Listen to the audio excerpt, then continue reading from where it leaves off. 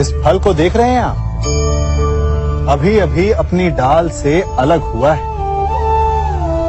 बड़ा दुख होता है ना जब आप अपने उद्गम से अलग होते हैं, परंतु ये दूरी भी आवश्यक है। अब इस फल को ही ले लीजिए। अपने जीवनदाता वृक्ष से अलग होकर ये ना केवल किसी की भूख शांत करेगा, अपितु इसके भीतर के बीज से एक नए वृक्ष का सृजन भी होगा और कई फल जन्मेंगे। सृजन की प्रतिक्रिया में पीड़ा आवश्यक है। यदि पीड़ा नहीं होगी तो सृजन नहीं होगा। पीड़ा अपने उद्गम से दूर होने, पीड़ा अपनों से दूर होने। इस फल की भांति हम मनुष्यों को भी अपने उद्गम से, अपने सगे संबंधियों से अलग होना पड़ता है और यही अलगाव एक नए सृजन को, एक नई सृष्टि को, एक नए विकास को जन्म देता है। इसलिए ऐसे अलगाव से दुखी मत होइए, उसका स्वागत कीजिए, क्योंकि ये विकास की नींव है। अपराध वो भावना है जिसके कारण संसार में सदा दुख ही व्याप्त रहता है। हम सब अपराधियों से घृणा करते हैं, उन्हें कोसते हैं, परंतु क्या कभी विचार किया है कि कोई भी जन्म से अपराधी नहीं होता? तो ऐसा क्या कारण है कि कोई इतना बुरा बन जाता है कि वो बुराई की सीमाएं ही पार कर जाए? कारण है कामना। यदि कामना पर नियंत्रण ना रखा जाए, यदि कामना को पूर्ण करने के लिए परिश्रम ना किया जाए, तो वो तृष्णा में बदल जाती है और तृष्णा लालच में, और लालच छल में, और छल करते ही मनुष्य अपराध की ओर अपने पग बढ़ा देता है। इसलिए ये अत्यंत आवश्यक है कि मन की कामनाओं पर नियंत्रण रहे। यदि मन पर नियंत्रण रहेगा तो अपराध पर स्वयं ही नियंत्रण हो जाएगा। हम सबका मन करता है कि हम जीवन में ऐसे शिखर पर पहुंचे जहां हमसे ऊपर कोई ना हो, जहां हमें कुछ करने की आवश्यकता ना पड़े, है ना? कुछ लोग इस शिखर पर पहुंच भी जाते हैं, परंतु उनका मन सदा विचलित रहता है।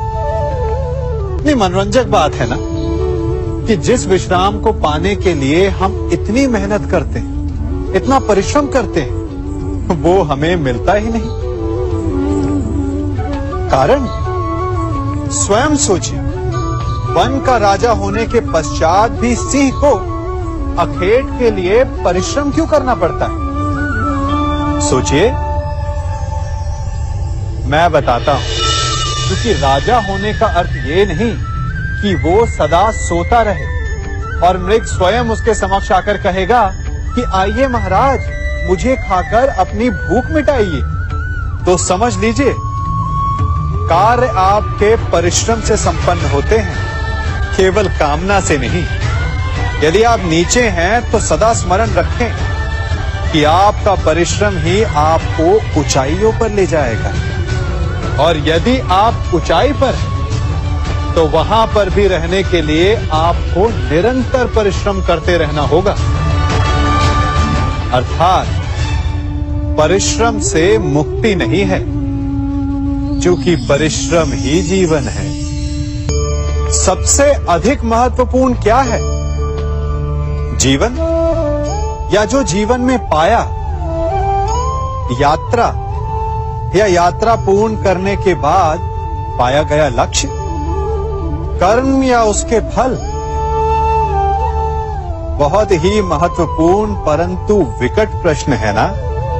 परंतु तनिक धीरज से सोचेंगे तो इसका उत्तर अधिक कठिन नहीं है। यदि जीवन यात्रा है तो उसका लक्ष्य क्या होना चाहिए? स्वयं सोचिए। मान, संतान, धन, नहीं ना। अंतिम लक्ष्य है परम आनंद, और ये अचानक से नहीं मिलता। इसे पाने का केवल एक ही उपाय है, और वही आपका कर्म है, वही आपकी यात्रा भी, और वही आपका प्रारब्ध भी है। और आपको कौन बताता है कि आपके लिए सही क्या है? वो है आपका मन, जो मस्तिष्क की भांति हानि और लाभ नहीं सोचता, जो आपको ये बताता है कि शुभ किसमें, संसार का कल्याण किसमें, आनंद किसमें। यदि आपका मन संयमित है तो वो आपका सबसे महत्वपूर्ण मार्गदर्शक है, जो आपकी यात्रा, आपका लक्ष्य, आपके कर्म और उसके फलों को सबको शुभ बना सकता है।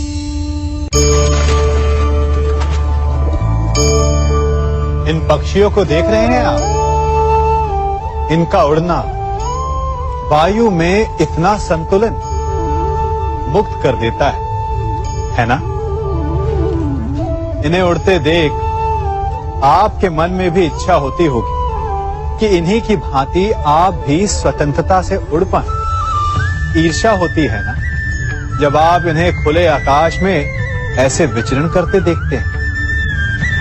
पर कभी सोचा है इस उड़ान को, इस स्वतंत्रता को पाने के लिए कितना परिश्रम, कितना अभ्यास किया होगा इन्होंने? आकाश में उड़ने से पूर्व धरती पर कितना गहन परिश्रम किया होगा इन्होंने। इनके माता पिता ने पहली बार जब इन्हें पंख फड़फड़ाने को उकसाया होगा तो कितनी बार गिरे होंगे। पहली बार वायु में उड़ते समय कितना भय लगा होगा इन्हें। अपनी पहली उड़ान के पश्चात धरती पर उतरते समय गिरकर कितनी चोट खाई होगी। इस उड़ान का, इस स्वतंत्रता का ये मूल है। यदि आप ये दे सकते हैं तो अवश्य आप भी इस स्वतंत्रता को पा सकते हैं। इन पक्षियों की भांति ही अपने चारों ओर जब भी आप किसी सफल मनुष्य को देखें तो उससे ईर्ष्या ना करें, उसके परिश्रम और पीड़ा को समझने का प्रयास करें जो उसने यहां तक पहुंचने में पाई है। प्रेरणा लें, प्रयास करें और स्वयं भी सफल हो जाएं।